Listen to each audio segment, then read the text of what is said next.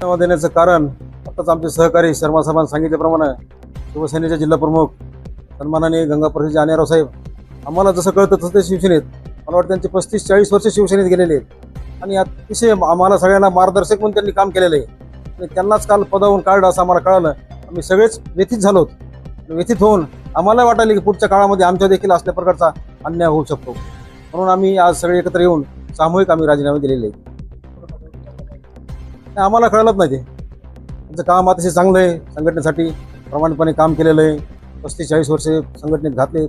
उद्धव साहेबांचा पक्षप्रमुखांचा आदेश सावध मानून त्यांनी काम केलेलं आहे.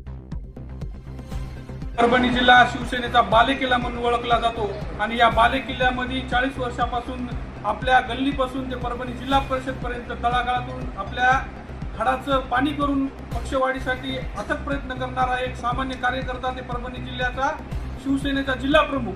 या माणसाला काल परभणी जिल्ह्याच्या जिल्हा अध्यक्ष जिल्हा प्रमुख पदावरून हटवण्यात आलं.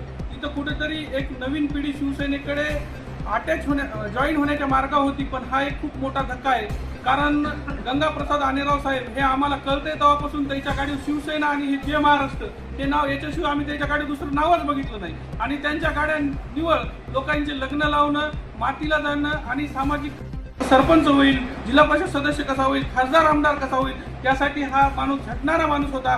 आणि हा माणूस जरी ग्रामीण जिल्हा अध्यक्ष असला तरी ह्या माणसाची परभणी जिल्ह्याच्या शहराशी सुद्धा नाळ जोडलेली होती. म्हणून गंगाप्रसाद अनेराव साहेब एक ग्रामीण आणि शहराशी जोडलेला एक तळागाळातील हाडामासाचा शिवसैनिक होता. आणि अशा माणसावर जर पक्ष कारवाई करत असेल तर आमच्यासारखे नवीन येणाऱ्या पोरांनी पक्षामध्ये काम कसं करायचं या उद्देशातून आज आम्ही सर्वांनी आमच्या सर्व पदाधिकाऱ्यांनी मिळून आत्मचिंतन केलं की ह्या एवढ्या मोठ्या निष्ठावंत माणसाला पक्ष डावलू शकतो तर उद्या आपल्यावर तर कधी पण टांगती तलवार येऊ शकते. म्हणून आमचं आजही आम्ही शिवसेनेचे आहेत.